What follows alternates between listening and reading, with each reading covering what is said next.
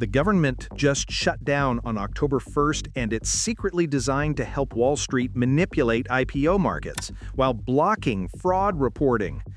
Reuters reported today that the SEC stopped processing IPO paperwork while companies like Jennifer Garner's baby food startup and electric aircraft maker Beta Technologies are stuck in limbo. This is market manipulation disguised as political dysfunction.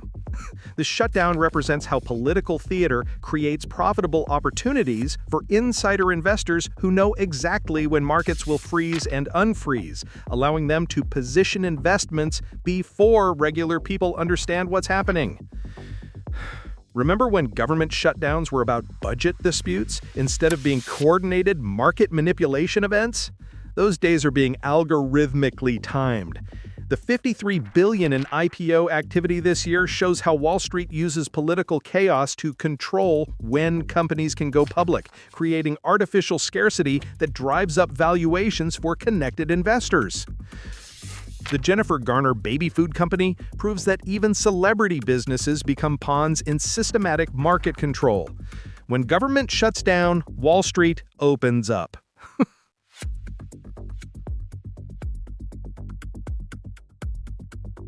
Americans can't report fraud to the FTC during the government shutdown, but Wall Street can still file merger paperwork, and it's proving that consumer protection is designed to fail.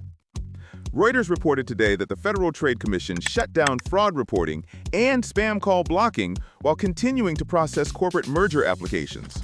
This is regulatory capture disguised as budget crisis. The FTC shutdown represents how government agencies prioritize corporate interests over consumer protection by maintaining services that benefit businesses while eliminating services that protect ordinary people from financial crimes. Remember when government agencies were supposed to protect consumers instead of protecting corporations from consumer complaints? Those days are being systematically defunded. The 400 essential employees who can work without pay shows how the FTC considers corporate mergers essential while treating fraud protection as optional luxury service. The early clearance suspension proves that even during shutdowns, Wall Street gets faster service than scam victims. When fraud reporting stops, corporate mergers continue.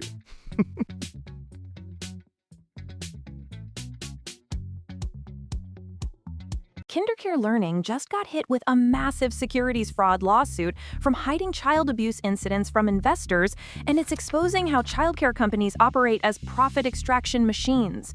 Morningstar reported today that the company failed to disclose numerous incidents of child abuse, neglect, and harm at their facilities during their October 2024 IPO.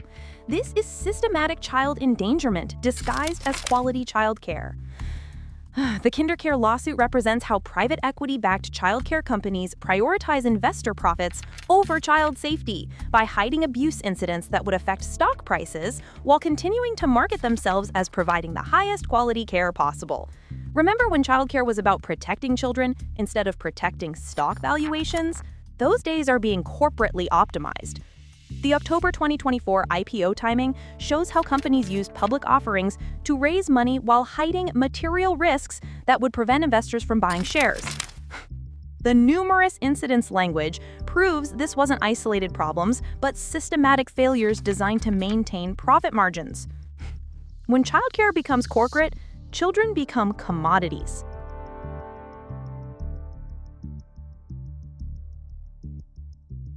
Justin Bieber, Paris Hilton, Madonna, Serena Williams, and Steph Curry just got dismissed from a Bored Ape NFT lawsuit.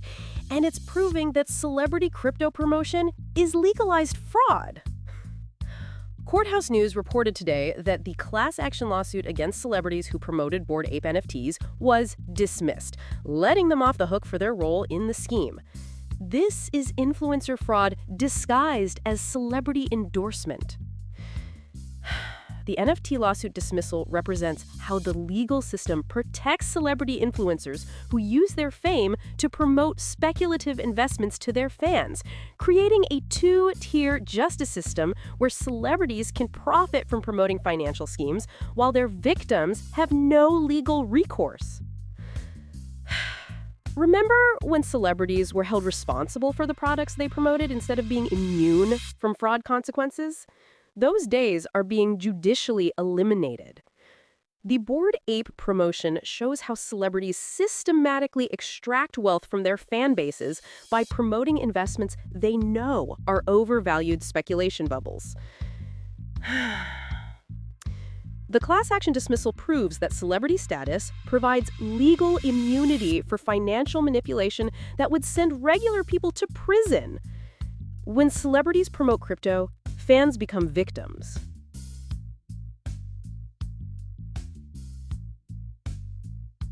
Hollywood just condemned an AI-generated actress named Tilly Norwood, and it's exposing how artificial intelligence is being used to replace real performers while stealing their identities. Reuters reported today that the Screen Actors Guild condemned the AI-generated actress who was being promoted as a real person in entertainment industry. This is identity theft disguised as technological innovation. The AI actress controversy represents how entertainment companies are using artificial intelligence to create fake performers who can't demand fair wages, residuals, or creative control, systematically replacing human workers with digital slaves that generate profits without labor costs. Remember when actors were real people instead of being replaced by computer-generated corporate assets? Those days are being artificially eliminated. The Tilly Norwood promotion shows how entertainment companies test public acceptance of fake performers before rolling out systematic human replacement programs.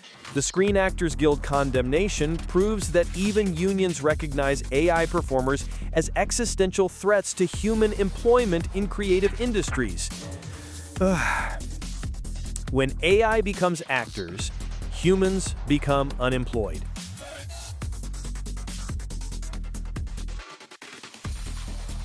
The IPO market was about to explode with $53 billion in new listings, but the government shutdown just froze everything to benefit insider investors. Reuters reported today that companies like Jennifer Garner's baby food startup and electric aircraft maker Beta Technologies are stuck in bureaucratic purgatory just as investor demand reached its highest levels since 2021. This is market timing manipulation disguised as political dysfunction. The IPO freeze represents how government shutdowns create artificial scarcity that benefits connected investors who can position themselves before markets reopen, while retail investors remain locked out of opportunities that were about to become available. Remember when IPO markets operated on business fundamentals instead of being controlled by political theater timing? Those days are being systematically manipulated. The fall window momentum shows how Wall Street uses government dysfunction to create profitable volatility that benefits institutional investors who can navigate regulatory chaos. The bureaucratic purgatory language proves that even financial media recognizes this as intentional market manipulation rather than accidental political consequences. When government shuts down, insider trading opens up.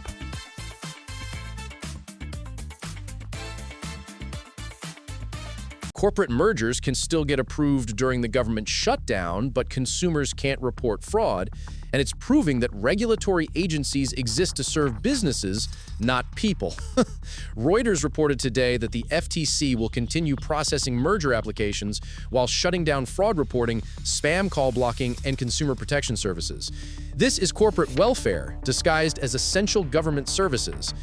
The merger process and continuation represents how regulatory agencies prioritize business interests over consumer protection by maintaining services that benefit corporations while eliminating services that protect ordinary people from financial crimes and predatory business practices.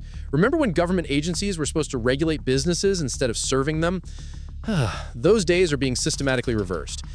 The Essential Services designation shows how the FTC considers helping corporations merge more important than helping consumers avoid scams, revealing the true purpose of regulatory capture. The fraud reporting shutdown proves that consumer protection is treated as optional luxury, while corporate facilitation is treated as critical infrastructure. When consumers need help, government disappears.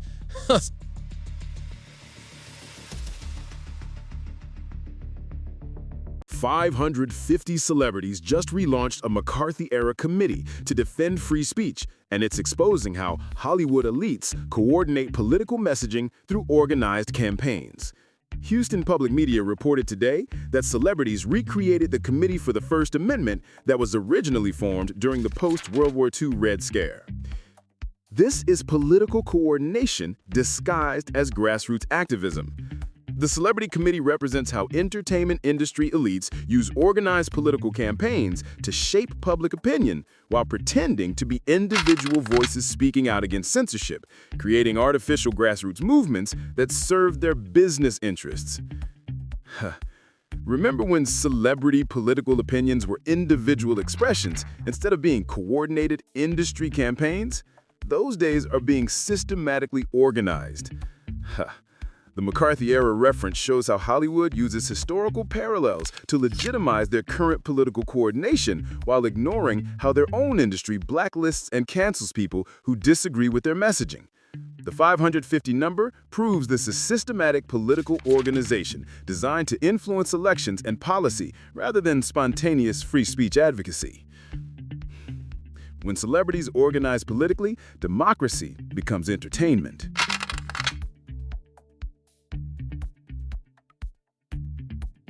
TMZ just turned 20 years old, and it's exposing how celebrity surveillance became a billion-dollar industry that controls entertainment news.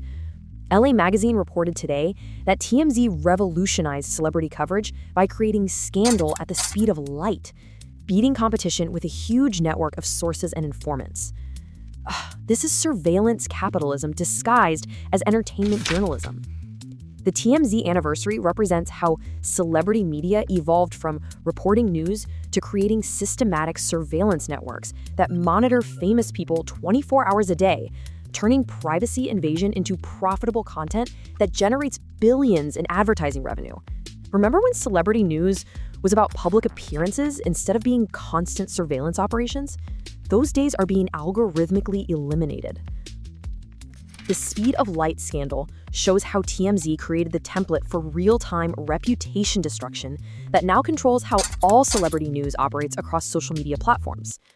The huge network language proves that celebrity surveillance requires massive coordination between paparazzi, sources, and media companies to maintain constant content production. When surveillance becomes entertainment, privacy becomes extinct.